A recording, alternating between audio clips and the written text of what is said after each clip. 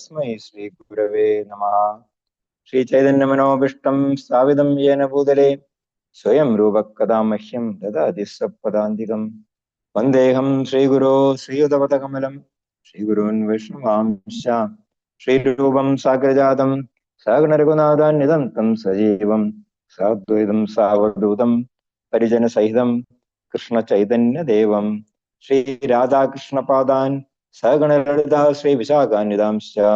हे कृष्णकरुणा सिन्धो दीनबन्धो जगत्पदे गोपेश गोपिका कान्त राधा कान्त नमोऽस्तुते। तप्तकाञ्चन गौराङ्गी राधे वृन्दावनेश्वरी वृषभानुसुते देवी प्रणमामि हरिप्रिये। वाञ्छाकल्पतरुभ्यश्च कृपा सिन्धुभ्य एव च पतितानां पावनेभ्यो वैष्णवेभ्यो नमो नमः। श्रीकृष्ण चैतन्य प्रभु नित्यानंद श्री अद्वैत गदाधर श्रीवासादि गौरभक्तवृंद हरे कृष्ण कृष्ण कृष्ण हरे हरे हरे राम राम राम हरे हरे। ഹരേ കൃഷ്ണ. ശ്രീമദ് ഭഗവത്ഗീത യഥാരൂപത്തിന്റെ പഠനവേദിയിലേക്ക് എല്ലാ ഭക്തജനങ്ങൾക്കും ഹാർദവമായ സ്വാഗതം. പുരുഷോത്തമ യോഗം എന്ന 15ാം അധ്യായമാണ് നമ്മൾ ചർച്ച ചെയ്തു വരുന്നത്.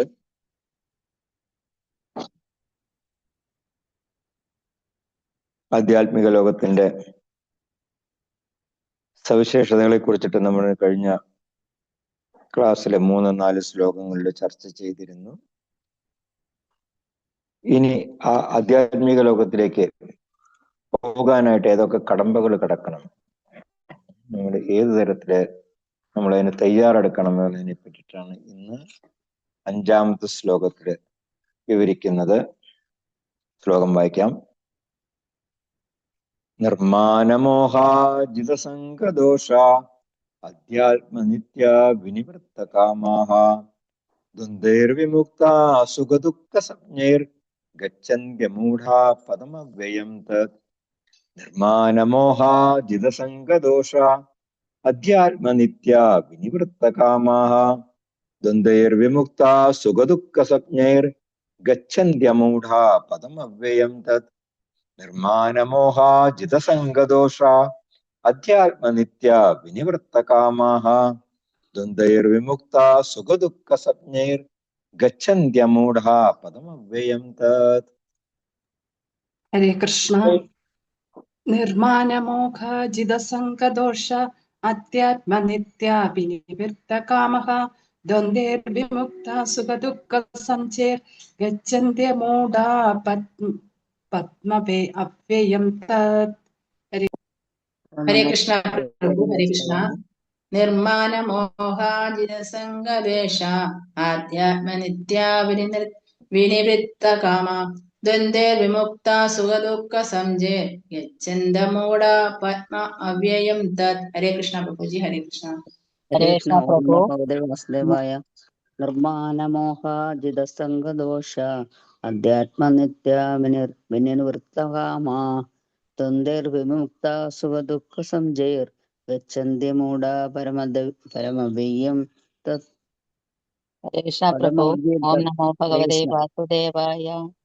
നിർമാനമോഹാജിതസംഗദോഷ അധ്യാത്മനിത്യാ വിനിവൃത്തകാമഃ ദ്വന്ദ്വൈർവിമുക്താ സുഖദുഃഖസംജ്ഞൈർ ഗച്ഛന്ത്യമൂഢാ പദമവ്യയം തത്.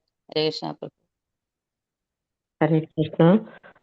ഓം നമോ ഭഗവതേ വാസുദേവായ. നിർമാനമോഹാജിതസംഗദോഷ അധ്യാത്മനിത്യാ വിനിവൃത്തകാമാഃ ദ്വന്ദ്വൈർവിമുക്താ സുഖദുഃഖസംജ്ഞൈർ ഗച്ഛന്ത്യമൂഢാ പദമവ്യയം തത്. ഹരേ കൃഷ്ണ. ഹരേ കൃഷ്ണ. ഭഗവതേ വാസുദേവായ.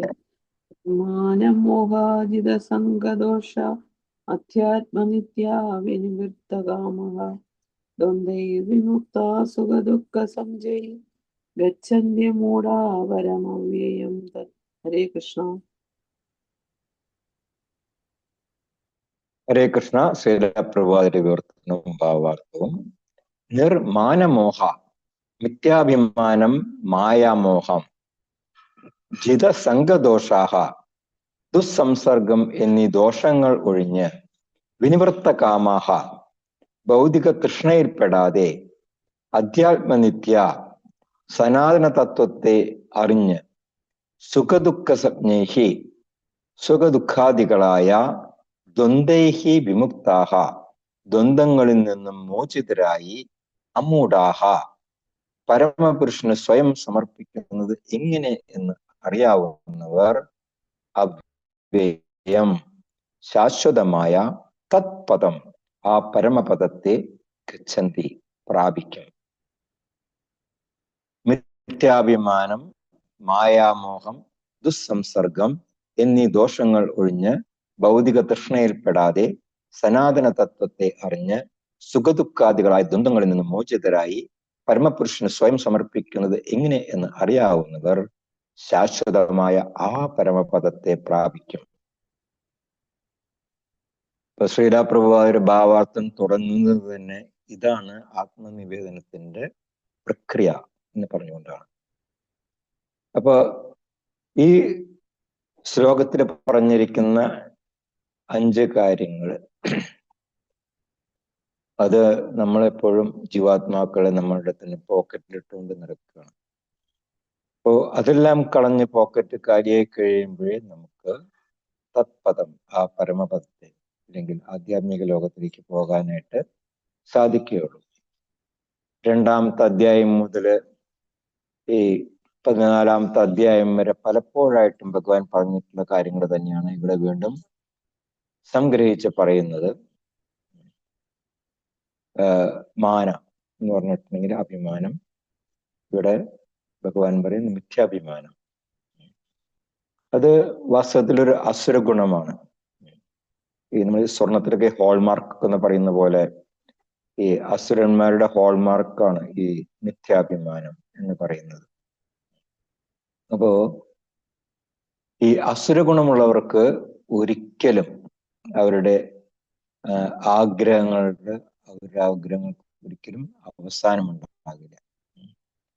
കാരണം എന്താണ്? അവർക്ക് ഒന്നിനു പിറകെ ഒന്നായിട്ട് ആഗ്രഹങ്ങൾ അങ്ങനെ വർദ്ധിച്ചുകൊണ്ടേയിരിക്കും. അപ്പോ അവരുടെ ആഗ്രഹ പൂർത്തീകരണത്തിന് വേണ്ടിയിട്ട് വളരെ കഠിനമായിട്ടുള്ള ഈ തപസ് വ്രതങ്ങള് ഇതെല്ലാം തന്നെ ആചരിക്കുന്നവരാണ്. ഇപ്പൊ അസുരന്മാരും തപസ്സൊക്കെ അനുഷ്ഠിക്കുന്ന കാണാനായിട്ട് സാധിക്കും. ഈ രാവണൻ, അതുപോലെ തന്നെ ഹിരണ്യകശിപു, ഇവരുടെ എല്ലാം ചരിത്രം നോക്കിക്കഴിഞ്ഞാൽ അവർ എത്ര കഠിനമായിട്ട് തപസ്സുകളാണ് അനുഷ്ഠിച്ചിരുന്നത് എന്നുള്ളത് നമുക്ക് വളരെ വ്യക്തമായിട്ട് മനസ്സിലാക്കാനായിട്ട് സാധിക്കും. അപ്പോ ഇവിടെ പറയുന്നത് എന്താണ്? ഇത്തരത്തിലുള്ള ഈ വ്രതാചാരങ്ങൾ അത് ശാസ്ത്ര നിർദ്ദിഷ്ടമല്ല. അത് വെറും കാര്യസാധിക്ക് വേണ്ടിയിട്ട് ഈ അസുര സ്വഭാവം ഉള്ളവര് അനുഷ്ഠിക്കുന്ന വ്രതങ്ങളാണ്. ഭഗവത്ഗീതയിൽ പറയുന്നുണ്ട്, അശാസ്ത്രവിഹിതം ഘോരം തപ്യന്തേയ തപോജനാഹ ദംഭോ അഹങ്കാര സംയുക്താഹ കാമരാഗ ബലാനിതാഹ എന്ന് പറയുന്നുണ്ട്. ഈ നിത്യാഹങ്കാരം കൊണ്ടും അതുപോലെ തന്നെ കാമം കൊണ്ടും പിന്നെ ദമ്പം ദുരഭിമാനത്താലും ഈ ഭൗതിക ഭോഗങ്ങളുള്ള അനാസക്തി കൊണ്ട് തന്നെ അവര് ഇത്തരത്തിലുള്ള കാര്യങ്ങൾ ചെയ്യാനായിട്ട് നിർബന്ധിതരാകുകയാണ് ചെയ്യുന്നത്. മായാമോഹം അല്ലെങ്കിൽ വ്യാമോഹം, അത് എവിടെ നിന്നാണ് ഈ വ്യാമോഹത്തിന്റെ ആരംഭം എന്ന് ചോദിച്ചു കഴിഞ്ഞിട്ടുണ്ടെങ്കിൽ നമ്മൾ പഠിച്ചിരുന്നു, ക്രോധത്തിൽ നിന്നാണ് ഈ വ്യാമോഹം ഉണ്ടാകുന്നത്. ക്രോധാത് ഭവതി സമ്മോഹ. ഇപ്പൊ ക്രോധം എങ്ങനെയാണ് ഉണ്ടാകുന്നത്? അത് രജോ ഗുണവുമായിട്ടുള്ള സമ്പർക്കം കൊണ്ടാണ് ക്രോധം ഉണ്ടാകുന്നത്. കാമേഷ ക്രോധേഷ രജോ ഗുണ സമുദ്ഭവ മഹാശനോ മഹാപാത്മ വിദ്യേനം വൈര്യണം. ഇതാണ് നമ്മുടെ ഒരു ജീവാത്മാവിന്റെ ഏറ്റവും വലിയ ശത്രു എന്നാണ് ഭഗവാൻ പറയുന്നത്. അത് അറിയണം എന്ന് അർജുനനോട് പറയുന്നുണ്ട്.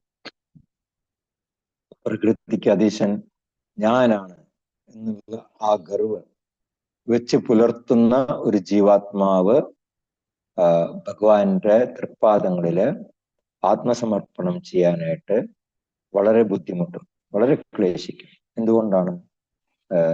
അയാൾക്ക് എപ്പോഴും ഒരു പ്രവൃത്തി, മന്ത്രിമാരെയൊക്കെ നോക്കി കഴിഞ്ഞെങ്കിൽ അവര് ഞാനാണത് ചെയ്തതെന്ന് അവർക്ക് വരുത്തി തീർക്കണം. അതിനുവേണ്ടി ഒരു ബോർഡുകൾ വെക്കും, അല്ലെങ്കിൽ അഡ്വർടൈസ്മെന്റ് കൊടുക്കും. അതെല്ലാം തന്നെ ഈ മിഥ്യാഭിമാനം കൊണ്ടാണ്. അവർക്ക് പേരും പ്രശസ്തിയും കിട്ടാൻ വേണ്ടിയിട്ടാണ് താനാണ് ചെയ്തത് എന്ന് അവർ വരുത്തി തീർക്കുന്നത്. അപ്പോ വാസ്തവത്തില് നമ്മളല്ല ഈ ഭൗതിക പ്രകൃതി അധീശൻ, ഭഗവാനാണ് ഈ ഭൗതിക പ്രകൃതി അധീശൻ എന്നുള്ള ആ പരമാർത്ഥ ജ്ഞാനം നമ്മൾ വളർത്തിയെടുക്കണം. ബ്രഹ്മസംഹിതയിൽ പറയുന്ന പോലെ ഈശ്വര പരമകൃഷ്ണ സച്ചിദാനന്ദ വിഗ്രഹ അനാദിരാദിർ ഗോവിന്ദ സർവകാരണ കാരണം. ഏതെങ്കിലും ഒരു പ്രത്യേക കാര്യത്തിലല്ല പറഞ്ഞിരിക്കുന്നത്, സർവകാരണ കാരണം. എല്ലാ കാരണങ്ങൾക്കും കാരണം ഭഗവാൻ ശ്രീകൃഷ്ണൻ തന്നെയാണ് എന്ന് ബ്രഹ്മദേവൻ പറയുന്നുണ്ട്. അപ്പോ ഈ അഹങ്കാരത്തിൽ നിന്ന് ഉളവായിട്ടുള്ള ആ വിഭ്രാന്തി കൊണ്ട്, ആ വിഭ്രാന്തി ഒരു പൊതുവെ എല്ലാ ജീവജാലങ്ങളിലും ഉള്ളതാണ്. അപ്പോ നമ്മൾ മനുഷ്യര് അതിൽ നിന്ന് മുക്തരായി കഴിഞ്ഞാൽ മാത്രമേ നമുക്ക് ഈ ഭഗവാനിലുള്ള ഈ ആത്മസമർപ്പണം ആരംഭിക്കാനായിട്ട് സാധിക്കുകയുള്ളൂ എന്നുള്ളതാണ് ശ്രീരാപ്രഭുവാർ പറയുന്നത്. പേര് പ്രശസ്തി ഇവയുടെ പിറകെ പോകുന്നവർക്ക് ഒരിക്കലും തന്നെ ഭഗവാനെ ശരണം പ്രാപിക്കാനായിട്ട് സാധിക്കില്ല. കാരണം അവർ താഴാനായിട്ട് തയ്യാറല്ല. എന്റെ കഴിവ് കൊണ്ടാണ് ഈ കാര്യങ്ങളെല്ലാം വളരെ ഭംഗിയായിട്ട് നടന്നു പോകുന്നത് എന്നുള്ള അഹംഭാവം. ഞാനില്ല എന്നെങ്കിൽ ഒന്നും നടക്കില്ല. നമ്മൾ പലപ്പോഴും നമ്മൾ ഗൃഹസ്ഥർക്ക് തോന്നുന്നതാണ്, ഞാൻ വീട് വിട്ടു പോയി കഴിഞ്ഞിട്ടുണ്ടെങ്കിൽ എന്ത് സംഭവിക്കും. പക്ഷെ മറ്റുള്ള ജീവജാലങ്ങളുടെയൊക്കെ നമ്മൾ ജീവിത രീതി നോക്കിക്കഴിഞ്ഞിട്ടുണ്ടെങ്കിൽ അവരൊന്നും ഇത്രത്തോളം തന്നെ അറ്റാച്ച്ഡ് അല്ല നമ്മുടെ മനുഷ്യരെ പോലെ. പക്ഷെ നമ്മൾ മനുഷ്യർ അങ്ങനെയല്ല. ഭാഗവത്തില് പറയുന്ന പോലെ പുത്രകളത്രാദിഷു പുത്രൻ, അതുപോലെ തന്നെ ഭാര്യ, അതുപോലെ തന്നെ വിഗ്രഹം, പിന്നെ നമ്മൾ ജനിച്ച നാട്, ഇതിനോടെല്ലാം നമുക്കുള്ള ആ പ്രതിപത്തി എന്ന് പറയുന്നത് മറ്റുള്ള മൃഗങ്ങൾക്കുള്ള ഇപ്പൊ പക്ഷികളൊക്കെ നോക്കി എൻ്റെ മുട്ടയിട്ട് കുഞ്ഞു വിരിഞ്ഞിട്ടുണ്ടെങ്കിൽ ആ കൂട് ഉപേക്ഷിച്ചിട്ട് പോകും. പിന്നെ വീണ്ടും അടുത്ത പ്രാവശ്യം മുട്ടയിടാനായിട്ട് അവർ ആ കൂട് ഉപയോഗിക്കുന്നില്ല, അത് അവർ കളഞ്ഞു. അത്രയും അവർക്ക് ആസക്തി. അപ്പൊ നമ്മളെല്ലാവരും തന്നെ ഗോസ്വാമി പോലെ ആയിരിക്കണം എന്നുള്ളതാണ് ശ്രീരപ്രഭുവാർ പറയുന്നത്. നമ്മുടെ ഗോസ്വാമിമാര് അവര് ഒരിക്കലും ഒരു വൃക്ഷത്തിനടിയിൽ ഒരു ദിവസത്തിൽ കൂടെ താമസിച്ചിരുന്നില്ല. കാരണം എന്തുകൊണ്ടാണ്? ആ വൃക്ഷത്തിനോട് അവർക്ക് ആസക്തി അല്ലെങ്കിൽ അറ്റാച്ച്മെന്റ് ഇല്ലാതിരിക്കാൻ വേണ്ടിയിട്ട് അവർ ദിവസവും അത് മാറി മാറി അവര് ഓരോ വൃക്ഷത്തിന്റെ കീഴിലിരുന്നുകൊണ്ടാണ് വൃന്ദാവനത്തിൽ അവർ നാമജപം അനുഷ്ഠിച്ചിരുന്നത്. നമ്മള് ഈ 50-100 വർഷം നമ്മൾ ഈ ഭൗതിക ലോകത്തിൽ വന്ന് നമ്മൾ താമസിപ്പിക്കുമ്പോഴേക്കും നമുക്ക് തോന്നും നാമാണ് ഈ ഭൗതിക ലോകത്തിലെ പ്രഭുക്കള്. അങ്ങനെ വിചാരിക്കുന്ന ഒരു മണ്ടന്മാരാണ്, മൂഢാഹ എന്നുള്ളതാണ് പ്രഭുവാതിർ പറയുന്നത്. പ്രഭുവാതിർ പറയുന്നത് അവര് നായ്ക്കളെ പോലെയാണ്. നായ്ക്കൾ നമുക്കറിയാം, ഇപ്പൊ അവര് ഏതെങ്കിലും ഒരു സ്ട്രീറ്റിൽ വന്നു കഴിഞ്ഞിട്ടുണ്ടെങ്കിൽ പിന്നെ അവരവിടെ ആധിപത്യം സ്ഥാപിക്കും. വേറെ ഏതെങ്കിലും നായ്ക്കൾ അങ്ങോട്ട് വരികയാണെന്നുണ്ടെങ്കിൽ അവർ ഓടിച്ചു വിടും. അപ്പോ അവർക്ക് ഈ ബ്ലോക്ക് ഡെവലപ്മെന്റ് ഓഫീസ് അങ്ങനെയുള്ള കാര്യങ്ങളൊന്നുമില്ല. പക്ഷെ അവർക്ക് അറിയാം ഈ പർട്ടിക്കുലർ ഏരിയ നമ്മളുടേതാണ്. അപ്പോ ഈ ഭൂമി മനുഷ്യവർഗത്തിന്റെ സ്വത്താണ് എന്ന് നമ്മൾ വിചാരിക്കുന്നുണ്ടെങ്കിൽ അത് തെറ്റാണ്. കാരണം എന്താണ്? ഈ ഭഗവാന്റെ സൃഷ്ടിയിൽപ്പെട്ട ഈ 84 ലക്ഷം തരത്തിലുള്ള എല്ലാ ജീവജാലങ്ങൾക്കും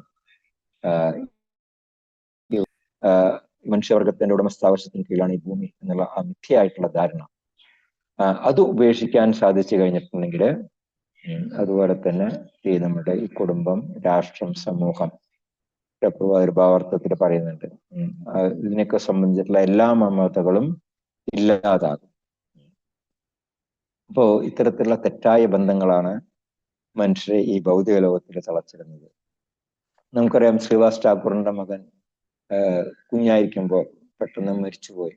അപ്പോ ശ്രീവാസ് ഠാക്കൂർ ഭാര്യയോട് പറഞ്ഞു, ഇവിടെ കരഞ്ഞ് ബഹളം ഉണ്ടാക്കരുത്, കാരണം മഹാപ്രഭു സങ്കീർത്തനം ചെയ്തുകൊണ്ടിരിക്കുകയാണ്. പക്ഷെ മഹാപ്രഭു അദ്ദേഹം പറഞ്ഞു, ഇവിടെ എന്തോ അനിഷ്ട സംഭവം നടന്നിട്ടുണ്ടല്ലോ എന്ന് പറഞ്ഞു. അപ്പോ ശ്രീവാസ് ഠാക്കൂർ കാര്യം പറഞ്ഞു, മകൻ മരിച്ചു പോയി, എന്നിട്ട് നീ എന്താ എന്നോട് പറയാത്തത് എന്ന് ചോദിച്ചു. അങ്ങയുടെ സങ്കീർത്തനത്തിന് തടസ്സമുണ്ടാകണ്ട എന്ന് വിചാരിച്ചിട്ടാണ് ഞാൻ പറയാത്തത് എന്ന് പറഞ്ഞു. അങ്ങനെ കുട്ടിയെ കൊണ്ടുവന്ന് കിടത്തി. മഹാപ്രഭു ആ കുട്ടിക്ക് ജീവൻ തിരിച്ചു നൽകി. അപ്പൊ ജീവാത്മാവ് ആ ശരീരത്തിൽ ഇരുന്നുകൊണ്ട് ജ്ഞാനോപദേശം കൊടുക്കുകയാണ് ചെയ്യുന്നത് ശ്രീവാസ് ഠാക്കൂറിനും ഭാര്യയ്ക്കും. അപ്പോ ഞാൻ ഒരുപാട് ജനങ്ങൾ കൂടെ വന്നിട്ടുണ്ട്. അതിലൊന്ന് മാത്രമാണ് നിങ്ങൾ എന്റെ മാതാവും പിതാവുമായിട്ട് വന്നിരിക്കുന്നത്. വാസ്തവത്തില് എനിക്ക് ആരോടും ഒരു അറ്റാച്ച്മെന്റ് ഇല്ല എന്ന് പറയുന്നുണ്ട്. അപ്പോ അത്തരത്തിലുള്ള ആ മമതാ ബന്ധങ്ങള് അതിൽ നിന്ന് നമ്മൾ പുറത്തു കിടക്കണം. കാരണം ഈ തെറ്റായിട്ടുള്ള ബന്ധങ്ങളാണ് നമ്മളെ മനുഷ്യരെ ഈ ഭൗതിക ലോകത്തിൽ തന്നെ തളച്ചിടുന്നത്. അപ്പോ ഇതിൽ നിന്ന് മുക്തി നേടിക്കഴിഞ്ഞിട്ടുണ്ടെങ്കിൽ നമുക്ക് ആധ്യാത്മിക ജ്ഞാനാർജനത്തിന്റെ മാർഗം വളരെ സുഗമമായി തീരും. പിന്നെ പറയുന്നത് എന്താണ്? ജിതസംഗദോഷ. ജിതസംഗദോഷം, സംഘദോഷം എന്ന് പറഞ്ഞിട്ടുണ്ടെങ്കിൽ തെറ്റായിട്ടുള്ള സംസർഗം, ദുസ്സംഗത്തിൽ നിന്നുള്ള മോചനം. ചൈതന്യ ചരിതാമൃതത്തിൽ ചൈതന്യ മഹാപ്രഭു പറയുന്നുണ്ട്, അസസ്തംഗത്യാഗ ഏ വൈഷ്ണവ ആചാര. ഒരു ഭക്തൻ ചൈതന്യ മഹാപ്രഭു ചോദിക്കുകയാണ്, ഒരു വൈഷ്ണവന്റെ ഏറ്റവും നല്ല ആചാരം എന്താണ് എന്ന് ചോദിച്ചപ്പോൾ മഹാപ്രഭു പറയുന്നതാണ് അസസ്സംഗത്യാഗ. അതായത് തെറ്റായിട്ടുള്ള സംഘത്തിൽ നിന്ന് നമ്മൾ പുറത്തു കടക്കണം. അതാണ് ഒരു വൈഷ്ണവന്റെ ആചാരം എന്ന് പറയുന്നത്. അപ്പോ ഒരു വൈഷ്ണവൻ എപ്പോഴും ഭൗതികതയിൽ മുഴുകിക്കഴിയുന്ന സാധാരണ ജനങ്ങളുമായിട്ടുള്ള സംസർഗം ഒഴിവാക്കണം.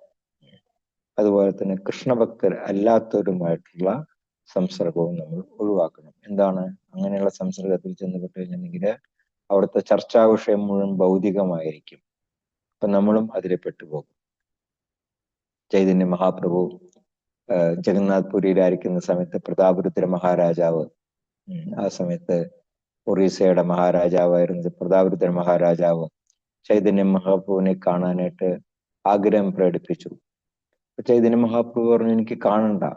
കാരണം രാജാവ് എന്ന് പറയുമ്പോൾ എപ്പോഴും ഒരു രാജാവ് ഭൗതിക കാര്യങ്ങളിൽ കൂടുതൽ നിമഗ്നനായിട്ടുള്ള വ്യക്തി ആയതുകൊണ്ട് എനിക്ക് അങ്ങനെയുള്ള വ്യക്തികളുമായിട്ട് സംസർഗം ചേരാനായിട്ട് താല്പര്യമില്ല എന്ന് ചൈതന്യ മഹാപ്രഭു പറഞ്ഞു. പക്ഷെ പിന്നീട് ആ പ്രതാപരുദ്ര മഹാരാജാവിന്റെ മഹിമകളെ കണ്ടും കേട്ടും മനസ്സിലാക്കിയിട്ട് ചൈതന്യ മഹാപ്രഭു അദ്ദേഹത്തിനെ സ്വീകരിച്ച് ആശീർവാദം കൊടുക്കുകയാണ് ചെയ്യുന്നത്. അപ്പോ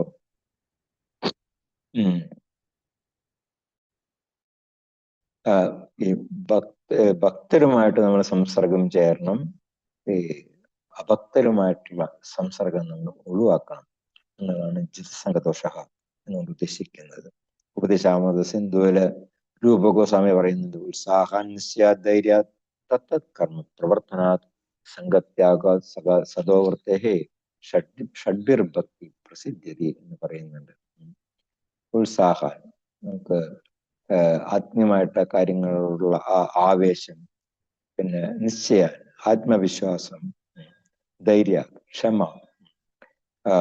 പിന്നെ പറയുന്നത് എന്താണ്? സംഘത്യാഗ, ഈ ദുസ്സംസർഗത്തിൽ നിന്നുള്ള മോചനം. ഈ കാര്യങ്ങളെല്ലാം നമ്മളെ പിന്നെ ഭൗതിക സേവനത്തിൽ നിന്ന് ഉതകുന്ന പ്രവർത്തികളിൽ നമ്മൾ ഏർപ്പെടുക. അതുപോലെ തന്നെ അഭക്തരുമായിട്ടുള്ള ആ സഹവാസം ഒഴിവാക്കുക. പിന്നെ മുൻ ആചാര്യന്മാരുടെ കാലടികളെ പിന്തുടരുക. ഈ 6 കാര്യങ്ങൾ ചെയ്യുകയാണെന്ന് നമുക്ക് ഭക്തിമാർഗത്തിൽ പുരോഗമിക്കാനായിട്ട് സാധിക്കും എന്നാണ് രൂപഗോസ്വാമി പറയുന്നത്. അപ്പോ ശ്രീല പ്രഭുപാദര് ഭക്തിയുദ്ധ സേവനത്തില് സഫലത നേടാൻ ആഗ്രഹിക്കുന്നവര് ഭക്തരല്ലാത്തവരുമായിട്ട് സഹവാസം പൂർണ്ണമായിട്ടും ഉപേക്ഷിക്കണം എന്ന് ഭാവാർത്ഥത്തിൽ പറയുന്നുണ്ട്. അതില് കർമ്മികള്, ജ്ഞാനികള്, യോഗികള് തുടങ്ങിയിട്ട് എല്ലാവരും അതിൽ പെടും. നരോത്തമദാസ് ഠാക്കൂർ ഒരു കീർത്തനത്തിൽ പറയുന്നുണ്ട്, താതേര ചരണസേവി ഭക്തസന്നിവാസ എന്ന് പറഞ്ഞെങ്കിൽ നമ്മള് ഭക്തജനങ്ങളുടെ സംഘം ചേർന്ന് വസിക്കണം എന്ന് പറയുന്നുണ്ട്. അപ്പോ നമ്മൾ ശുദ്ധഭക്തരുമായിട്ട് സഹവസിച്ചിട്ട് നമ്മുടെ മുൻ ആചാര്യന്മാര് നിർദ്ദേശിച്ചിട്ടുള്ള യമനിയമങ്ങൾ ആചരിക്കണം. ആർ ഗോസ്വാമിമാരുടെ ഉദാഹരണം ഏറ്റവും പ്രധാനമാണ്. രൂപ ഗോസ്വാമി, സനാതന ഗോസ്വാമി, ശ്രീ ജീവ ഗോസ്വാമി, ശ്രീ രഘുനാഥദാസ് ഗോസ്വാമി, പിന്നെ ശ്രീ ഗോപാലഭട്ട ഗോസ്വാമി, രഘുനാഥ ഭട്ട ഗോസ്വാമി, ഇവരെല്ലാവരും തന്നെ ഭക്തിമാർഗം എങ്ങനെ നമ്മൾ ഭക്തിമാർഗത്തിൽ പുരോഗമിക്കണം എന്നുള്ള ഉത്തമ ഉദാഹരണങ്ങൾ നമുക്ക് കാണിച്ചു തന്നിട്ടുള്ളവരാണ്. ശ്രീരാപ്രഭുവാരുടെ അനുഗ്രഹം കൊണ്ട് നമുക്കിപ്പോ ഹരേ കൃഷ്ണ പ്രസ്ഥാനം ലോകത്തിലെ എല്ലാ രാജ്യങ്ങളിലും നൂറുകണക്കിന് സെന്ററുകളും അതുപോലെ തന്നെ ആയിരക്കണക്കിന് ഭക്തിവർഷകളും എല്ലാം തന്നെ തുടങ്ങിയിട്ടുണ്ട്. അപ്പോ നമുക്ക് ലോകത്തിന്റെ ഏത് മുഖം കിട്ടും. അപ്പൊ നമ്മൾ അത് പ്രയോജനപ്പെടുത്താനായിട്ട് ശ്രമിക്കണം. അപ്പൊ ഇതാണ് സംഘത്യാഗ ജിതസംഘദോഷ എന്നുകൊണ്ട് ഉദ്ദേശിക്കുന്നത് അതാണ്. പിന്നെ പറയുന്നത് അധ്യാത്മനിത്യ. അധ്യാത്മനിത്യ എന്ന് പറഞ്ഞാൽ സനാതന തത്വത്തെ മനസ്സിലാക്കുക. സനാതനം എന്ന് പറഞ്ഞിട്ടുണ്ടെങ്കിൽ ആദ്യം അതുപോലെ തന്നെ അവസാനവും ഇല്ലാത്തത്. ശ്രീരാപ്രഭുവാര് ആമുഖത്തിൽ പറയുന്നുണ്ട്, ഈ ഭൂമിയിലെ പല പല കാലങ്ങളിലായിട്ട് അനേകം സംസ്കാരങ്ങളും അതുപോലെ തന്നെ മതങ്ങളും ഉണ്ടാക്കുകയും അതുപോലെ തന്നെ നശിക്കുകയും ചെയ്തിട്ടുണ്ട്. അപ്പൊ ഇന്നും ഇത് തുറന്നുകൊണ്ടേയിരിക്കുകയാണ്. പല പല മതവിശ്വാസങ്ങളും ഉണ്ടാകുന്നുണ്ട്, ഇല്ലാതാകുന്നുണ്ട്. അപ്പോ ഹിന്ദു മതമായി കഴിഞ്ഞാലും ശരി, ക്രിസ്ത്യാനിറ്റി ആയി കഴിഞ്ഞാലും മുസ്ലിം ആയി കഴിഞ്ഞാലും അതിൽ തന്നെ പല പല വിഭാഗങ്ങൾ, ഓരോരുത്തർ അവരുടെ അഭിപ്രായങ്ങൾക്ക് അനുസരിച്ചിട്ട് പുതിയ പുതിയ വിഭാഗങ്ങൾ ഉണ്ടാക്കിക്കൊണ്ടിരിക്കുകയാണ്. പക്ഷേ ഈ സനാതനധർമ്മം എന്ന് പറയുന്നത് അത് എല്ലാ ദേശങ്ങൾക്കും കാലങ്ങൾക്കും ഉപരിയായിട്ട് അനാദിയും അനന്തവുമായിട്ട് അങ്ങനെ നിലകൊള്ളുന്നതാണ്. അതുകൊണ്ടാണ് അതിന് സനാതന ധർമ്മം എന്ന് പറയുന്നത്. സനാതനം എന്ന് പറഞ്ഞാൽ എല്ലാ കാലത്തും നിലനിൽക്കുന്നത്. അപ്പോ അങ്ങനെയുള്ള ഒരിക്കലും നശിക്കാത്ത ധർമ്മമാണ് സനാതന ധർമ്മം. അതുണ്ടാക്കിയത് ആരാണ്? ഭഗവാൻ കൃഷ്ണൻ തന്നെയാണ് ഉണ്ടാക്കിയത്. ധർമ്മം സാക്ഷാത് ഭഗവത് പ്രണീതം. അപ്പൊ അതിന് ആദ്യവും അന്ത്യവും ഇല്ല. പക്ഷേ സനാതനം അല്ലാത്ത മതവിശ്വാസങ്ങൾക്ക് നമുക്ക് ചരിത്രം പരിശോധിച്ച് കഴിഞ്ഞിട്ടുണ്ടെങ്കിൽ നമുക്ക് എവിടെയെങ്കിലും അതിനൊരു ആരംഭം കണ്ടെത്താനായിട്ട് സാധിക്കും. പക്ഷെ സനാതനധർമ്മത്തിന് ഒരു തുടക്കവുമില്ല. അത് ജീവാത്മാക്കളോടൊപ്പം ശാശ്വതമായിട്ട് നിലകൊള്ളുന്നു എന്നുള്ളതാണ് ശ്രീരാപ്രഭുവാർ ഭാവാർത്ഥത്തിൽ പറയുന്നത്. ജീവാത്മാവിനും അതുപോലെ തന്നെ ജനനവും മരണവും ഇല്ല. നമ്മൾ 2-ാം അധ്യായത്തിൽ പഠിച്ചിരുന്നു, ജായതേ മ്രിയദേവ കഥാചിത് അജോ നിത്യത ശാശ്വതോയം പുരാണം നഹന്യതേ ഹന്യമാന ശരീരം. താൽക്കാലികമായിട്ടുള്ള ഈ ഭൗതിക ശരീരം നശിച്ചു കഴിഞ്ഞാലും ജീവാത്മാവിന് നാശം സംഭവിക്കുന്നില്ല. അതുപോലെ തന്നെയാണ് ഈ സനാതനമായിട്ടുള്ള തത്വവും. അത് ഭഗവാൻ തന്നെ ഉണ്ടാക്കിയതാണ്. അതുകൊണ്ട് അതിനും ഒരിക്കലും നാശം സംഭവിക്കുന്നില്ല. പിന്നെ പറയുന്ന എന്താണ്? വിനിവൃത്ത കാമാഹ. അതായത് ഭൗതിക തൃഷ്ണയിൽ പെടാതെ നമ്മള് ഇന്ദ്രിയ വിഷയങ്ങളിലുള്ള ആസക്തി അത് ഉപേക്ഷിച്ചുകൊണ്ട് നമ്മള് ഈ ഭക്തിമാർഗം പരിശീലിക്കണം. 2-ാം അധ്യായത്തിൽ ഭഗവാൻ പറഞ്ഞിരുന്നു, ധ്യായതേ വിഷയാൻ പുംസഹ സംഘസ്തേഷു ഉപജായതേ സംഘ സഞ്ജായതേ കാമഹ കാമാത് ക്രോധോപജായതേ. ഇന്ദ്രിയ വിഷയങ്ങളെ കുറിച്ചിട്ട് ചിന്തിച്ചു കൊണ്ടിരിക്കുന്നവർക്ക് അങ്ങനെയുള്ള ഇന്ദ്രിയ വിഷയങ്ങളിൽ മാത്രമേ ആസക്തി ഉണ്ടാകുള്ളൂ. അപ്പോ ആ ആസക്തിയിൽ നിന്ന് കാമവും, പിന്നെ ആ കാമം പൂർത്തീകരിക്കാൻ കഴിയാതെ വരുമ്പോൾ അതിൽ നിന്ന് അവർക്ക് ക്രോധവും ഉണ്ടാകുന്നു എന്നുള്ളതാണ് പറയുന്നത്. ഇന്ദ്രിയങ്ങളൊക്കെ എപ്പോഴും പ്രവർത്തിച്ചു കൊണ്ടേയിരിക്കണം എന്നില്ലെങ്കിൽ ഏതെങ്കിലും ഒരു പ്രവൃത്തിയിൽ ഏർപ്പെട്ടുകൊണ്ടേയിരിക്കണം ഇന്ദ്രിയങ്ങൾക്ക്. അതിനെന്തെങ്കിലും ഒരു വിഷയം വേണം. അപ്പോൾ കൃഷ്ണാവബോധം ഇല്ലാത്തവരാണെന്നുണ്ടെങ്കിൽ ആ ഇന്ദ്രിയ വിഷയങ്ങളെ പറ്റി ചിന്തിക്കുമ്പോൾ അവര് ഭൗതിക തൃഷ്ണയ്ക്ക് വശപ്പെടുന്നു. നമ്മള് ഈ അതീന്ദ്രിയമായിട്ടുള്ള ഭഗവത് സേവനത്തിൽ നമ്മൾ ഏർപ്പെടാത്ത പക്ഷം തീർച്ചയായിട്ടും നമ്മുടെ ഇന്ദ്രിയങ്ങള് നമ്മുടെ ഈ ഭൗതികമായിട്ടുള്ള വസ്തുക്കളെ സേവിക്കാനായിട്ട് പ്രേരിപ്പിക്കും. നമ്മുടെ ചരിത്രം നോക്കിക്കഴിഞ്ഞാൽ നമുക്കറിയാം, പരമശിവൻ, ബ്രഹ്മദേവൻ, ദേവേന്ദ്രൻ, ഇവര് എല്ലാവരും തന്നെ ഇന്ദ്രിയ വിഷയങ്ങൾക്ക് വശപ്പെട്ടവരാണ്. ഈ പ്രശ്നത്തിന് ഏക പരിഹാരം കൃഷ്ണാബോധം ഉൾക്കൊള്ളുക എന്നുള്ളത് മാത്രമാണ് ശ്രീല പ്രഭു ഭാവാർത്ഥത്തിൽ പറയുന്നുണ്ട്. പരമശിവൻ സമാധിസ്ഥനായിരുന്നിട്ട് പോലും പാർവതി ദേവി അദ്ദേഹത്തിന്റെ കാമവാസന ഉണർത്തിപ്പ് അതിന്റെ ഫലമായിട്ട് കാർത്തികേയൻ ഉണ്ടായി. പക്ഷേ നമ്മൾ ഹരിദാസ് ഠാക്കൂറിന്റെ ചരിത്രം എടുത്ത് നോക്കിക്കഴിഞ്ഞിട്ടുണ്ടെങ്കിൽ നമുക്ക് അറിയാനായിട്ട് സാധിക്കും. മായാദേവി സ്വയം വേശ്യാരൂപത്തിൽ വന്നിട്ട് ഹരിദാസ് ഠാക്കൂറിനെ പ്രലോഭിപ്പിക്കാനായിട്ട് പല പ്രാവശ്യം ശ്രമിച്ചു. ഒരു ദിവസം മുഴുവൻ അവിടെ കാത്തിരുന്നു. പക്ഷെ ഹരിദാസ് ഠാക്കൂർ എന്റെ നിശ്ചിതമായിട്ടുള്ള 194 മാല ജപം കഴിയാതെ ഞാൻ വേറെ ഒന്നിനും തയ്യാറാകില്ല, അതുവരെ നീ കാത്തിരിക്കുകയാണെന്ന് ഞാൻ നീ പറയുന്ന പോലെ ചെയ്യാം എന്ന് പറഞ്ഞങ്ങനെ മായാദേവിയുടെ കാത്തിരുന്നു. അവസാനം അവര് തന്നെ ഹരിദാസ് ഠാക്കൂറിന്റെ ശിഷ്യത്വം സ്വീകരിച്ചിട്ട് ഭക്തിയായിട്ട് മാറുകയാണ് ചെയ്യുന്നത്. അപ്പോ ഭഗവാൻ കൃഷ്ണനുള്ള കറയറ്റ ആ ഭക്തി അതുണ്ട് എന്നുണ്ടെങ്കിൽ നമുക്ക് ഇത്തരത്തിലുള്ള പരീക്ഷണ ഘട്ടങ്ങളിൽ വളരെ എളുപ്പത്തിൽ വിജയിക്കാനായിട്ട് സാധിക്കും. യമുനാചാര്യര് ഒരു ശ്ലോകത്തിൽ പറയുന്നുണ്ട്, ശ്രീല പ്രഭുവിന്റെ അടുത്ത് പറയുന്നുണ്ട്, അത് യഥവതി മമ ചേത കൃഷ്ണ പദാരവിന്ദേ നവനവരസദാമനി ഉദ്യതാം രന്തുമാസേത് തതവതി പദനാരി സംഗമേ സ്മര്യമാനേ ഭവതി മുഖ വികാര സൃഷ്ടിവനം ച. അതായത് എൻ്റെ മനസ്സ് സദാസമയവും ആ ഭഗവാന്റെ അതീന്ദ്രിയമായിട്ടുള്ള സേവനത്തിൽ ഏർപ്പെട്ടിരിക്കുകയാണ്. അങ്ങനെ എൻ്റെ മനസ്സ് സദാസമയം ഭഗവാന്റെ അതീന്ദ്രിയ സേവനത്തിൽ ഏർപ്പെട്ടിരിക്കുന്നതുകൊണ്ട് നമുക്ക് നമ്മുടെ ഇന്ദ്രിയങ്ങളിൽ വെച്ചിട്ട് ഏറ്റവും പ്രധാനമായിട്ടുള്ളത്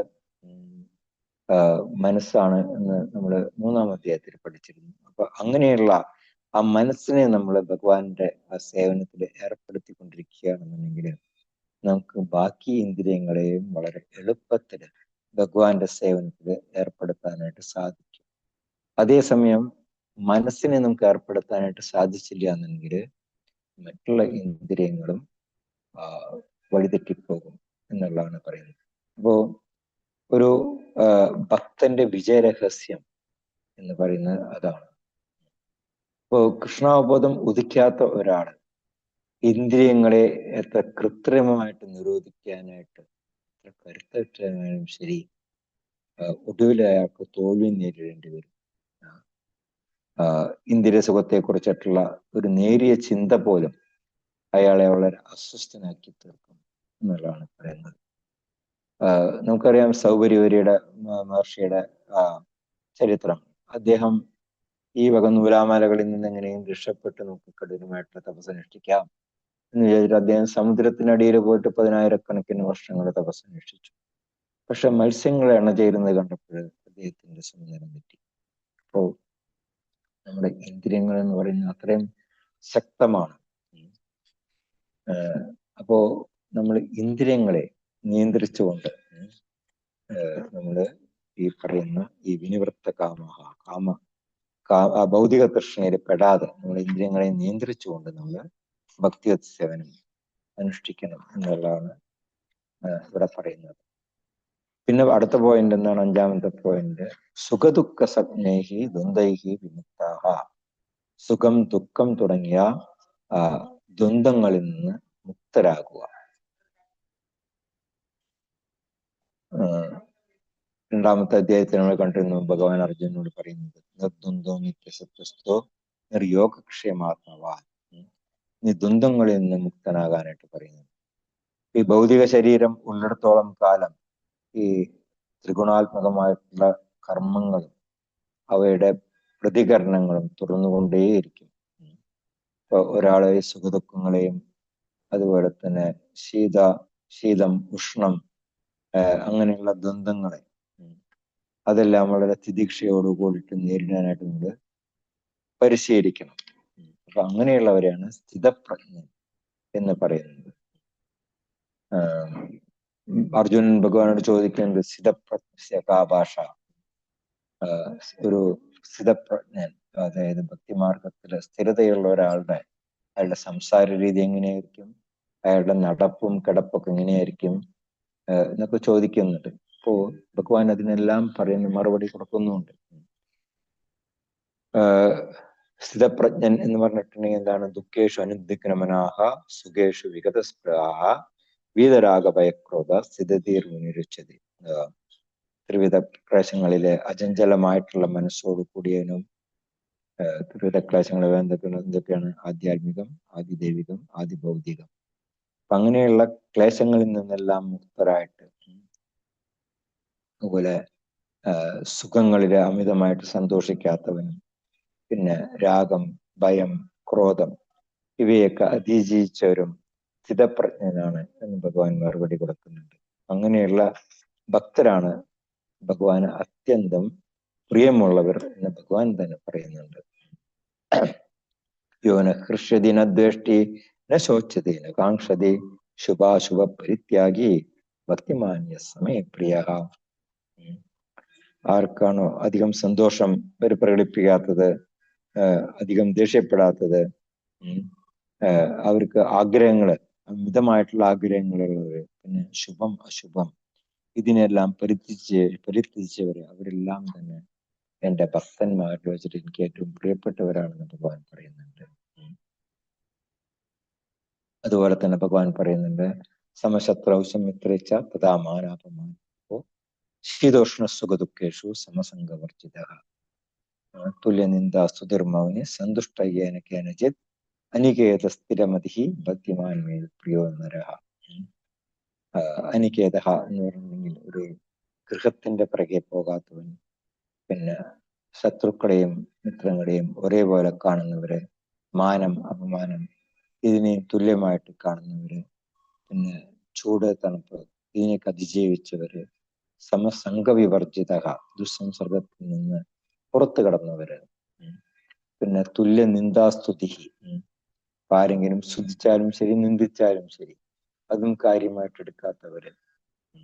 അപ്പോ ഇവരെല്ലാവരും എനിക്ക് വളരെ പ്രിയപ്പെട്ടവരാണ് എന്ന് ഭഗവാൻ പറയുന്നുണ്ട്. അപ്പൊ പ്രായോഗികമായിട്ട് നമുക്ക് ഇത് എങ്ങനെ പരിശീലിക്കാം? നമ്മള് എപ്പോഴും ഭഗവാന്റെ നമ്മൾ മനസ്സർപ്പിക്കുകയാണെന്നുണ്ടെങ്കിൽ നമുക്ക് നമ്മുടെ ഇന്ദ്രിയങ്ങളെ നിയന്ത്രിക്കാനായിട്ട് സാധിക്കും. താനി സർവാണി സംയമ്യ യുക്ത ആസീതമത്പരഃ വശേഹി യസ്യേന്ദ്രിയാണി തസ്യ പ്രജ്ഞാ പ്രതിഷ്ഠിത. നമ്മള് ഭഗവാനില് നമ്മൾ പൂർണ്ണമായിട്ടും മനസ്സിനെ അർപ്പിക്കുകയാണെന്നുണ്ടെങ്കിൽ നമുക്ക് വശേഹി യസ്യേന്ദ്രിയാണി, നമുക്ക് നമ്മുടെ ഇന്ദ്രിയങ്ങളെ വശത്തിലാക്കാൻ സാധിക്കും എന്ന് പറയുന്നുണ്ട്. അപ്പൊ ഇതാണ് ഭക്തിയുത സേവനത്തിന്റെ പ്രാധാന്യം എന്ന് പറയുന്നത്. ഭഗവാന്റെ പൂർണ്ണമായിട്ടും മനസ്സർപ്പിച്ചുകൊണ്ട് നമ്മൾ ഭക്തിയുത സേവനം അനുഷ്ഠിക്കണം എന്നാണ് ഇവിടെ പറയുന്നത്. അതുപോലെ ചെയ്ത വ്യക്തിയാണ് അംബരീഷ് മഹാരാജാവ്. അദ്ദേഹത്തിന്റെ എല്ലാ ഇന്ദ്രിയങ്ങളെയും ഭഗവാന്റെ സേവനത്തിന് വേണ്ടി ഉപയോഗിച്ചു. അങ്ങനെ അദ്ദേഹം മത്പരനായി ഭഗവാന്റെ മനസ്സുറപ്പിച്ചുകൊണ്ട് അദ്ദേഹം ഭക്തിമാർഗം പരിശീലിച്ചു. അപ്പൊ അങ്ങനെയുള്ള അമൂഢാഹ, മൂഢൻ എന്ന് പറഞ്ഞിട്ടുണ്ടെങ്കിൽ വിവരമില്ലാത്തവൻ, അമൂഢാഹ എന്ന് പറഞ്ഞിട്ടുണ്ടെങ്കിൽ നേരെ ഓപ്പോസിറ്റ്, ആധ്യാത്മികമായിട്ടുള്ള ആ അറിവ് വളർത്തിയെടുത്ത വ്യക്തി. അപ്പൊ അങ്ങനെ പരമപുരുഷന് പൂർണ്ണമായിട്ട് സമർപ്പണം ചെയ്യുമ്പോൾ നമ്മുടെ ജ്ഞാനാർജനത്തിന് പൂർണ്ണത കൈവരും. മൂഢന്മാര് ആയിരുന്ന നമ്മള് ഈ ബുദ്ധിമാന്മാരും അതുപോലെ തന്നെ ഭഗവാന്റെ ഭക്തന്മാരും ആയിട്ട് തീരും. അങ്ങനെ ആ ഒരു ലെവലിൽ എത്തിക്കഴിയുമ്പോൾ പിന്നീട് എന്ത് സംഭവിക്കും എന്നുള്ളതാണ് ഈ ശ്ലോകത്തിന്റെ അവസാനത്തെ ലൈനിൽ പറയുന്നത്. തത് അവ്യയം പദം ഗച്ഛതി. നാശരഹിതമായിട്ടുള്ള അവ്യയം എന്ന് പറഞ്ഞിട്ടുണ്ടെങ്കിൽ നാശരഹിതമായിട്ടുള്ള തത് പദം, ആ പരമപദത്തെ പ്രാപിക്കും. ആ സ്ഥലത്തിന്റെ പ്രത്യേകത എന്താണ്? ആ പരമപദം ഭഗവാൻ വസിക്കുന്ന സ്ഥലത്തിന്റെ ഗോലോകവൃന്ദാവനത്തിന്റെ പ്രത്യേകത ചിന്താമണി പ്രദർശാഹ രക്ഷാപദേശു സുരവീരവിപാലയന്തം ലക്ഷ്മി സഹസ്രശത സംഭ്രമ സേവ്യമാനം ഗോവിന്ദമാദിപുരുഷൻ തമഹം ഭജാമി. അവിടെ എല്ലാം ചിന്താമണിയാണ്. അവിടെ പിന്നെയും പറയുന്നുണ്ട്, ഒരുപാട് കാര്യങ്ങൾ പറയുന്നുണ്ട്. അപ്പോ അവിടെ സൂര്യചന്ദ്രന്മാരോ അഗ്നിയോ വൈദ്യുതിയോ ഇതൊന്നും തന്നെയില്ല. അതെല്ലാം ആത്മീയ ഗ്രഹങ്ങളാണ്. അപ്പൊ അവിടെ എത്തിക്കഴിഞ്ഞിട്ടുണ്ടെങ്കിൽ പിന്നെ നമുക്ക് ഈ ദ്വന്ദ്ങ്ങളിലൊന്നും പെടുന്ന പ്രശ്നമേ ഇരിക്കുന്നില്ല. കാരണം അവിടെ ദ്വന്ദ്ങ്ങൾക്ക് സ്ഥാനമില്ല, എല്ലാവരും ഭഗവാന്റെ സേവനത്തിലാണ്. അപ്പൊ അങ്ങനെയുള്ള ആ പരമപദത്തെ പ്രാപിക്കാനായിട്ടുള്ള മാർഗമാണ് ഈ ശ്ലോകത്തിൽ വിവരിച്ചിട്ടുള്ള കാര്യങ്ങൾ. ഇപ്പൊ ഇതിൽ നമുക്ക് മനസ്സിലാക്കാവുന്ന എന്താണ്, വെറുതെ നമ്മൾ മെക്കാനിക്കലായിട്ട് ഹരേ കൃഷ്ണ മഹാമന്ത്രം ജപിച്ചുകൊണ്ട് കാര്യമില്ല. ഭഗവാൻ ഈ ശ്ലോകത്തിൽ പറഞ്ഞിട്ടുള്ള 5 കാര്യങ്ങൾ നമ്മൾ വളരെ ശ്രദ്ധയോടും വിശ്വാസത്തോടും നമ്മൾ വളർത്തിയെടുക്കുമ്പോൾ മാത്രമേ നമുക്ക് ഭഗവത്ധാമത്തിലേക്ക് പോകാനായിട്ട് സാധിക്കുള്ളൂ. എന്താണ് ഭഗവത്ധാമത്തിന്റെ പ്രത്യേകത എന്നുള്ളതാണ് 6ാമത്തെ ശ്ലോകത്തിൽ പറയുന്നത്. ശ്ലോകം 6. ന തദ്ഭാസയതേ സൂര്യോ ന ശശാങ്കോ ന പാവകഃ യദ്ഗത്വാ ന നിവർത്തന്തേ തദ്ധാമ പരമം മമ. ന തദ്ഭാസയതേ സൂര്യോ ന ശശാങ്കോ ന പാവകഃ യദ്ഗത്വാ ന നിവർത്തന്തേ തദ്ധാമ പരമം മമ. ന തദ്ഭാസയതേ സൂര്യോ ന ശശാങ്കോ ന പാവകഃ യദ്ഗത്വാ ന നിവർത്തന്തേ തദ്ധാമ പരമം മമ.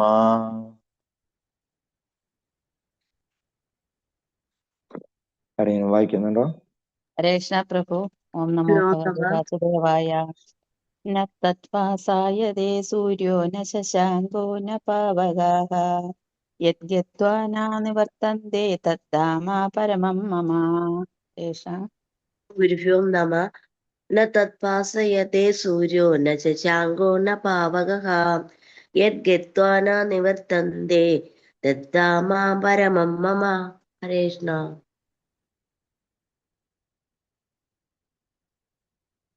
ഹരേ കൃഷ്ണ. ശ്രീല പ്രവാരിവർത്തനം ഭാവാർത്ഥം. മമ എന്റെ, പരമം പരമമായ, തദ്ധാമ ആ വാസസ്ഥാനത്ത്, ന സൂര്യ സൂര്യനോ, ശശാങ്ക ന ചന്ദ്രനോ, ന പാവക അഗ്നിയോ, ഭാസയതേ പ്രകാശിപ്പിക്കുന്നില്ല, യദ്ഗത്വ അവിടെ ചെന്നെത്തിയവർ, ന നിവർത്തന്തി ഒരിക്കലും ഭൗതിക ലോകത്തിലേക്ക് തിരിച്ചു വരില്ല. എന്റെ പരമമായ ആ വാസസ്ഥാനത്ത് സൂര്യനോ ചന്ദ്രനോ അഗ്നിയോ പ്രകാശിപ്പിക്കുന്നില്ല, അവിടെ ചെന്നെത്തിയാൽ ഒരിക്കലും ഈ ഭൗതിക ലോകത്തിലേക്ക് തിരിച്ചു വരില്ല. വളരെ പ്രധാനപ്പെട്ട കാര്യമാണ് ഇവിടെ ഭഗവാൻ പറയുന്നത്. ആധ്യാത്മിക ലോകത്തിന്റെ പ്രത്യേകതയാണ് പറയുന്നത്. അവിടെ നമ്മൾ എത്തിപ്പെട്ടു കഴിഞ്ഞാൽ നമ്മൾ രക്ഷപ്പെട്ടു. ഗോലോകം അല്ലെങ്കിൽ ഗോലോക വൃന്ദാവനം എന്നെല്ലാം പറയുന്ന ആ ഭഗവാൻ കൃഷ്ണന്റെ ലോകം, കൃഷ്ണലോകം, അവിടെ സൂര്യചന്ദ്രന്മാരോ അല്ലെങ്കിൽ അഗ്നിയുടെയോ വൈദ്യുതിയുടെയോ ഒന്നും തന്നെ ആവശ്യമില്ല. അവിടുത്തെ എല്ലാ ഗ്രഹങ്ങളും സ്വയം പ്രകാശിക്കുന്നതാണ്. നമുക്കറിയാം, നമ്മുടെ ഈ ഭൗതിക ലോകത്തില് സൂര്യദേവൻ പ്രകാശിക്കുന്നത് പോലെ തന്നെ ഇവിടെ സൂര്യദേവൻ മാത്രമേ പ്രകാശിക്കുന്നുള്ളൂ. സൂര്യദേവനാണ് മറ്റുള്ള എല്ലാ ഗ്രഹങ്ങൾക്കും വെളിച്ചം നൽകുന്നത്. രാത്രിയായി കഴിഞ്ഞാൽ സൂര്യദേവൻ നമ്മുടെ ഭൂമിയുടെ മറുവശത്ത് പോകുമ്പോൾ ഈ വശത്ത് ഇരുട്ടായി. അപ്പോ അതുപോലെ തന്നെയാണ് ഈ ആത്മീയ ലോകത്തില് എല്ലാ ഗ്രഹങ്ങളും സ്വയം പ്രകാശിക്കുന്നതാണ്. അപ്പോൾ ഈ പ്രകാശത്തിനെയാണ് നമ്മൾ ഈ ബ്രഹ്മജ്യോതി എന്ന് പറയുന്നത്. ഈ പ്രഭാപൂരം പൊഴിയുന്നത് കൃഷ്ണലോകം എന്നറിയപ്പെടുന്ന ആ ഗോലോക വൃന്ദാവനത്തിൽ നിന്നാണ്. അതാണ് ഭഗവാന്റെ വാസസ്ഥാനം. ഗോലോക എവ നിവസതി അഖിലാത്മഭൂത. ഭഗവാൻ എപ്പോഴും വസിക്കുന്നത് ആ ഗോലോകത്തിലാണ്. അപ്പോ ഈ പ്രഭാപൂരത്തിന്റെ ഒരു ഭാഗമാണ് ഈ മഹത്തത്വം എന്ന് പറയുന്ന ഈ ഭൗതിക പ്രപഞ്ചത്തിനെ ആവരണം ചെയ്തിരിക്കുന്നത്. ബാക്കി ഭാഗം മുഴുവനും ഈ വൈകുണ്ഠം എന്നറിയപ്പെടുന്ന ആ ആധ്യാത്മിക ലോകങ്ങളാൽ നിറഞ്ഞിരിക്കുകയാണ്. വളരെ ചെറിയ ഭാഗമേ ഉള്ളൂ ഭൗതിക ലോകം എന്ന് പറയുന്നത്. ഭഗവാന്റെ മൊത്തം സൃഷ്ടിയുടെ വെറും 25% മാത്രമേ ഉള്ളൂ ഭൗതിക ലോകം. ബാക്കി 75% ആധ്യാത്മിക ലോകങ്ങളാണ്. ഈ ഭക്തി സിദ്ധാന്ത മഹാരാജ പറയുന്ന പോലെ ഒരു വലിയ ചാക്ക് നിറയെ കടുകുമണി ഇട്ട് വെച്ചിട്ടുണ്ടെങ്കിൽ അതിൽ ഒരു കടുകുമണി എത്രയുണ്ടോ അതാണ് നമ്മുടെ ഈ ഭൗതിക പ്രപഞ്ചം. നമ്മുടെ ഈ ഭൂമിയല്ല, ഭൂമി അടങ്ങുന്ന ഭൗതിക പ്രപഞ്ചം എന്ന് പറയുന്നത് ഒരു വലിയൊരു ചാക്കിനകത്ത് നിറയെ കടുകുമണി ഉണ്ടെങ്കിൽ അതിൽ ഒരു കടുകുമണിയുടെ അത്രയേ ഉള്ളൂ. ബാക്കിയെല്ലാം തന്നെ ആധ്യാത്മിക ലോകങ്ങളാണ്. ഇപ്പൊ ഭഗവാന്റെ ആ വാസസ്ഥാനമായിട്ടുള്ള ആ ഗോലോക വൃന്ദാവനത്തില്, ആ ഗോലോക വൃന്ദാവനത്തിന്റെ ഷേപ്പ് എന്ന് പറയുന്നത് തന്നെ ഈ ആയിരക്കണക്കിന് ഇതിലുള്ള ഒരു താമരപ്പൂവിന്റെ ഷേപ്പാണ്. ആ താമരപ്പൂവിന്റെ ആകൃതിയുള്ള ഗ്രഹവ്യൂഹത്തിന്റെ പുറം ഭാഗത്ത് ആണ് ഈ ശ്വേതദ്വീപം എന്ന് പറയുന്നത്. വലിയ ശ്വേതദ്വീപം തമഹമഹ ഗോലോകപതീയം. അതിനകത്തുള്ള ഭാഗമാണ് ഈ ഗോലോക വൃന്ദാവനം. ഇപ്പോ ഭഗവാന്റെ സ്വന്തം സഹചാരികളായിട്ടുള്ള നന്ദഗോപുരി, യശോദാ മാതാവ്, മറ്റുള്ള സഖാക്കള്, സഖിമാര്, ഗോപികുമാര് ഇവരെല്ലാം വസിക്കുന്ന സ്ഥലമാണ് ഈ ഗോലോക വൃന്ദാവനം. അപ്പൊ ഈ ഭൗമ വൃന്ദാവനത്തിൽ ഇവരൊക്കെ ഉണ്ടായിരുന്നെന്ന് ചോദിച്ചിട്ടുണ്ടെങ്കിൽ ഉണ്ട്. ഭഗവാൻ എപ്പോഴൊക്കെ ഭൂമിയിൽ അവതരിക്കുന്നുണ്ട് അപ്പോഴെല്ലാം തന്റെ സന്തത സഹചാരികളെ അദ്ദേഹം കൂടെ കൊണ്ടുവരും തന്റെ ലീലകള് ആസ്വദിക്കാൻ വേണ്ടിയിട്ട്. നാരദ പഞ്ചരാത്രത്തിൽ പറയുന്നുണ്ട്, തത് സർവോപരി ഗോലോകെ തത്ര ലോകോപരി സ്വയം വിഹരേത് പരമാനന്ദി ഗോവിന്ദോ അതുലനായക എന്ന് പറയുന്നുണ്ട്. ആ സർവോപരിയായിട്ടുള്ള ആ ഗോലോക വൃന്ദാവനത്തില് എല്ലാ ലോകങ്ങളുടെയും അധിപതിയായിട്ടുള്ള പരമാനന്ദി, പരമാനന്ദപ്രദനായിട്ടുള്ള ഭഗവാൻ ഗോവിന്ദൻ അതുലനായകനാണ് അദ്ദേഹം അദ്ദേഹം അവിടെ വിഹരിച്ചു കൊണ്ടിരിക്കുന്നു എന്ന് നാരദ പഞ്ചരാത്രത്തിൽ പറയുന്നുണ്ട്. അപ്പൊ ഭൂമിയിലുള്ളതുപോലെ തന്നെ ഈ എല്ലാ ആത്മീയമായിട്ടുള്ള സ്ഥലങ്ങൾ, ദ്വാരക, മധുര, വൃന്ദാവനം ഇതെല്ലാം തന്നെ അവിടെയുണ്ട്. അപ്പോ ഭഗവാൻ ഭൂമിയിലെ ഏതൊക്കെ സ്ഥലങ്ങളിൽ ലീലകൾ ആടിയിട്ടുണ്ടോ ആ സ്ഥലങ്ങൾ എല്ലാം തന്നെ ആത്മീയ ലോകത്തിന്റെ ഒരു ചെറിയൊരു വിസ്തരണം മാത്രമാണ്. ഭഗവാൻ തന്റെ ലീലകൾ ആടാനും ലീലകൾ ആസ്വദിക്കാനും വേണ്ടിയിട്ട് ഭഗവാൻ അവതരിക്കുന്ന സമയത്ത് ഈ ഭൂമിയിൽ പ്രത്യക്ഷപ്പെടുത്തുന്ന സ്ഥലങ്ങളാണതെല്ലാം. നമ്മളുടെ ഭാഗ്യം കൊണ്ട് നമുക്ക് ഈ സ്ഥലങ്ങളൊക്കെ നമുക്ക് കാണാനും അവിടുത്തെ ഭഗവാന്റെ ലീലകളെ കുറിച്ച് കേൾക്കാനും അതുവഴി നമുക്ക് ഭഗവാന്റെ മഹിമകൾ അറിയാനുമായിട്ട് നമുക്ക് സാധിക്കുന്നുണ്ട്. അപ്പോ നമ്മുടെ ഈ ഭൗതിക ലോകം എന്ന് പറഞ്ഞത് വാസ്തവത്തില് ഇരുളടഞ്ഞതാണ്. നമ്മളിവിടെ ബദ്ധരാണ്. അപ്പോ നമ്മൾ ഈ മായാലോകത്തിനെ മറികടന്നിട്ട് മായാമേധാം തരംഗത്തെ ഭഗവാൻ പറയുന്നുണ്ട്. നമ്മൾ പരമമായിട്ടുള്ള വ്യോമത്തില് എത്തിക്കഴിഞ്ഞിട്ടുണ്ടെങ്കിൽ നമ്മൾ മുക്തരായി. പിന്നെ നമുക്ക് യുദ്ധത്വാനെന്ന് പറഞ്ഞത് നമുക്ക് പിന്നെ തിരിച്ചു വരേണ്ട ഒരു പ്രശ്നമേ ഉദിക്കുന്നില്ല എന്നുള്ളതാണ് ഭഗവാൻ പറയുന്നത്. ബദ്ധാവസ്ഥയിലായിരിക്കുമ്പോൾ നാം ഈ ഭൗതിക പ്രപഞ്ചത്തിന്റെ ഉടമയാണ് എന്നുള്ള ആ അഭിമാനം, അത് നമ്മൾ ഗോലോക വൃന്ദാവനത്തിൽ എത്തുന്നു. നമ്മള് ആ അഭിമാനത്തിൽ നമ്മൾ സ്വതന്ത്രരായിട്ട് തീരും. ആധ്യാത്മിക ലോകത്തിലെ ഭഗവാന്റെ സ്വന്തം സഹചാരികളായിട്ട് തീരുന്നു. അപ്പോ നമ്മള് ഈ ദുർലഭമായിട്ടുള്ള ഈ മനുഷ്യ ശരീരം നമ്മള് ഈ ആധ്യാത്മികമായിട്ടുള്ള അറിവ് നേടാൻ വേണ്ടി നമ്മള് ഉപയോഗിക്കണം. അപ്പോ ഈ അറിവ് നേടിക്കൊണ്ട് നമ്മള് പ്രചോദിതരാകണം. എന്തിന് പ്രചോദിതരാകണം? ആ ആധ്യാത്മിക ലോകത്തിൽ എത്താൻ വേണ്ടിയിട്ട് നമ്മൾ പ്രചോദിതരാകണം.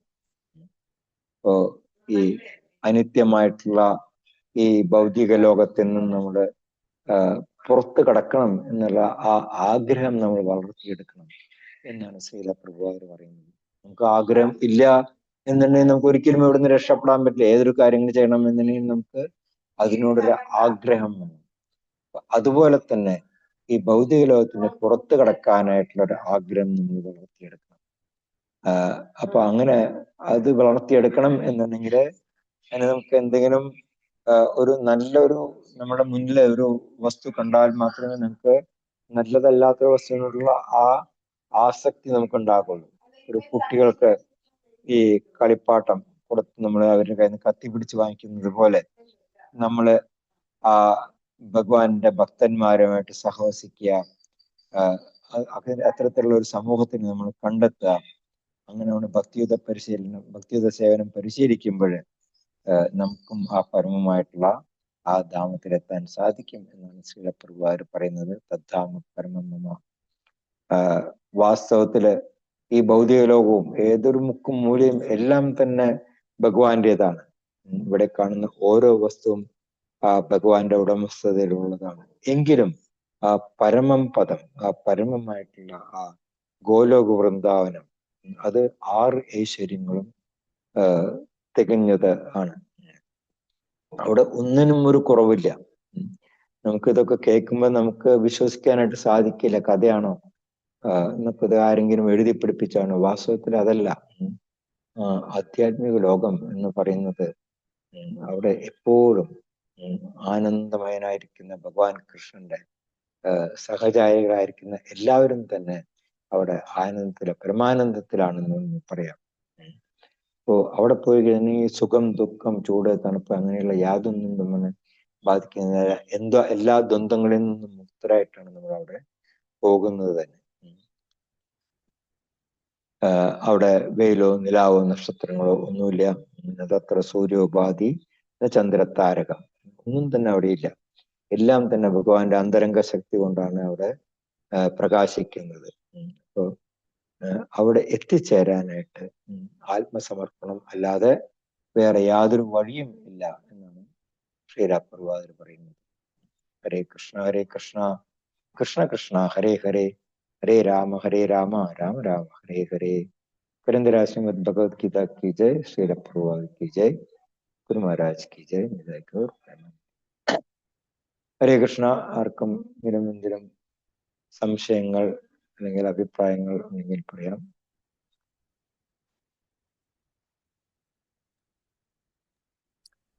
ഹരേ കൃഷ്ണ പ്രഭുജി. ഹരേ കൃഷ്ണ പ്രഭു.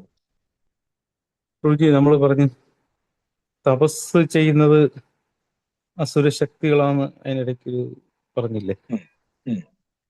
അപ്പൊ നമ്മള് ഈ സത്യയുഗത്തിൽ തപസ്സല്ലേ നമുക്ക് പറഞ്ഞിരിക്കുന്നു? അതെ അതെ അതെ. പക്ഷെ നമ്മളിപ്പോ കലിയുഗത്തിലാണല്ലോ. അത് വെച്ച് നമ്മൾ താരതമ്യം ചെയ്യണോ? അങ്ങനെയാണോ?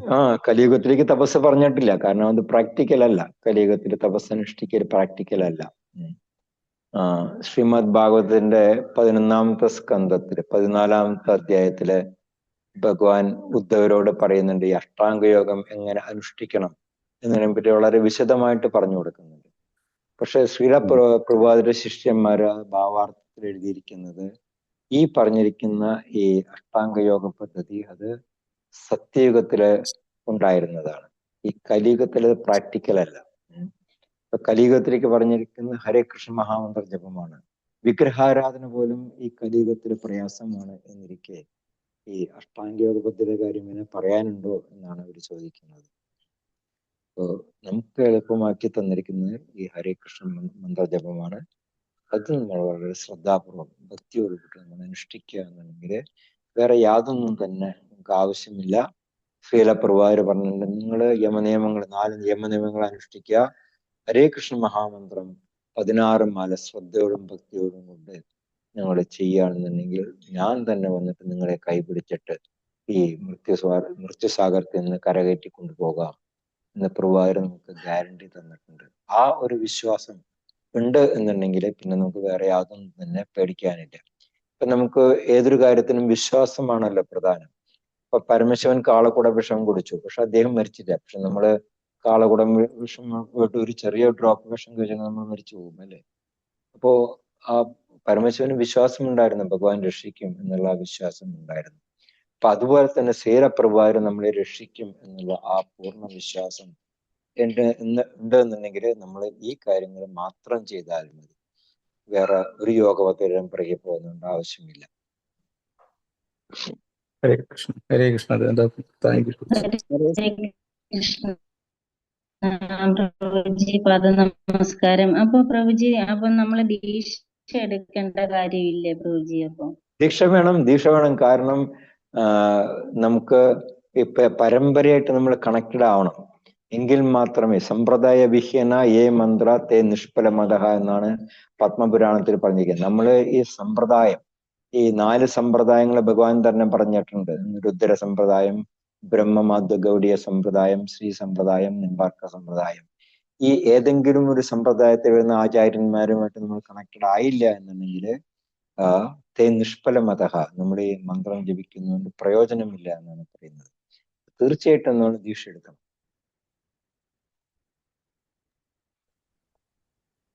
ഹരേ കൃഷ്ണ പ്രഭുജി.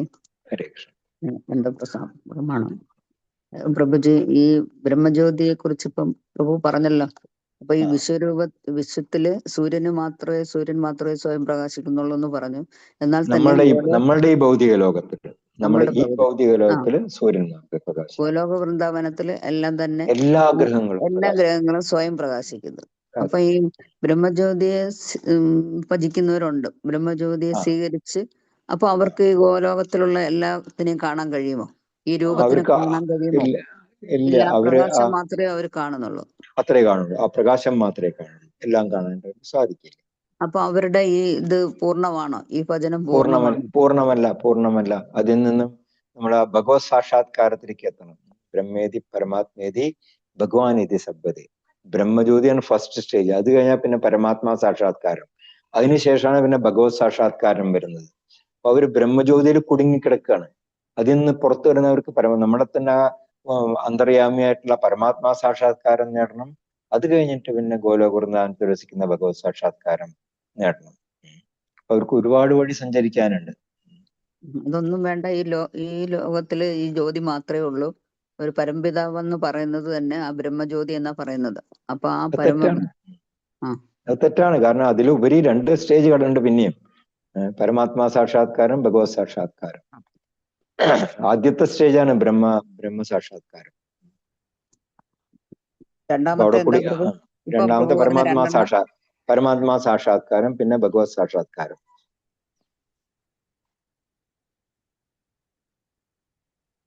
മനസ്സിലായോ? മനസ്സിലായി പ്രഭു. ഹരേ കൃഷ്ണ. ഈ പരമാത്മാ സാക്ഷാത്കാരം എന്ന് പറയുമ്പോ എന്താണ് പ്രഭു? പരമാത്മാ സാക്ഷാത്കാരം പിന്നെ ഭഗവാൻ നമ്മുടെ എല്ലാവരുടെയും അന്തർയാമയായിട്ട് നമ്മളെ തന്നെ ഹൃദയത്തില് വസിക്കുന്നുണ്ട്. ക്ഷീരോദകശായി വിഷ്ണു. അപ്പൊ അദ്ദേഹത്തിനെ പലപ്പോഴും നമ്മൾ കാണില്ല. നമ്മള് ഭഗവത്ഗീത 4-ാം അധ്യായത്തിൽ പഠിച്ചില്ലേ, വിദ്യാവിനയ സമ്പന്നേ ബ്രാഹ്മണേ ഗമിഹസിനി. അപ്പൊ എല്ലാ ജീവജാലങ്ങളിലും ഭഗവാനുണ്ട് പരമാത്മാവായിട്ട്. അപ്പൊ അത് നമ്മൾ കാണാനായിട്ട് നമ്മൾ ശ്രമിക്കണം. നമ്മളുടെ തന്നെ അകത്തുണ്ട്. പിന്നെ എന്തിനാ നമ്മൾ വേറെ സ്ഥലത്ത് അന്വേഷിച്ച് പോകുന്നത് എന്നെല്ലാവരും ചോദിക്കുന്ന ഒരു കാര്യമാണ്. അപ്പൊ നമ്മുടെ അന്തർയാമിയായിട്ടുള്ള ഭഗവാനെ നമ്മൾ ആദ്യം മനസ്സിലാക്കി കഴിയുമ്പോൾ നമുക്ക് പിന്നെ വളരെ എളുപ്പത്തില് ആ ഭഗവാന്റെ സാക്ഷാത്കാരം നമുക്ക് നേടാനായിട്ട് സാധിക്കും. ഹരേ കൃഷ്ണ. ഇന്നത്തെ ഇൻഫർമേറ്റീവ് എല്ലാവർക്കും മനസ്സിലായെന്ന് തോന്നുന്നു. ഹരേ കൃഷ്ണ. സംശയമൊന്നും ഇല്ലാത്ത സ്ഥിതിക്ക് സമയമായി. പ്രഭുജി മുടങ്ങാതെ നമുക്ക് കിട്ടണം. പ്രഭുജിക്കും പ്രഭുജിയുടെ കുടുംബത്തിനും വേണ്ടിയിട്ട് മായാപുര ദിവ്യധാമി എന്നാണ് ഈ വന്ന ശബ്ദം. അതിലെല്ലാം നമ്മുടെ ഭാഗ്യം ചെയ്താണ് നമ്മുടെ ഗ്രൂപ്പ്. 2 പ്രാവശ്യം ഹരേ കൃഷ്ണ മന്ത്രം പറഞ്ഞ് വൈൻഡപ്പ് ചെയ്യാം. ഹരേ കൃഷ്ണ ഹരേ രാമ ഹരേ രാമ രാമ രാമ ഹരേ കൃഷ്ണ ഹരേ കൃഷ്ണ രാമ ഹരേ രാമ രാമ രാമ കൃഷ്ണ ഹരേ കൃഷ്ണ ഹരേ ഹരേ രാമ ഹരേ വൈഷ്ണവ്യോ നമോ നമ. ഹരേ കോടി വൈഷ്ണവൃന്ദയ്ക്ക് ഹരിനാമ സംഗീതത്തിന് യജ്ഞയ്ക്ക് ഹരേ കൃഷ്ണ മഹാമന്ത്രയ്ക്ക് ശ്രീല പ്രഭുപാദയ്ക്ക് जय श्री आनंद पद्मनाभ स्वामी की जय. हरे कृष्णा प्रभु जी. दंडवत प्रणाम. राधे राधे. हरे कृष्णा.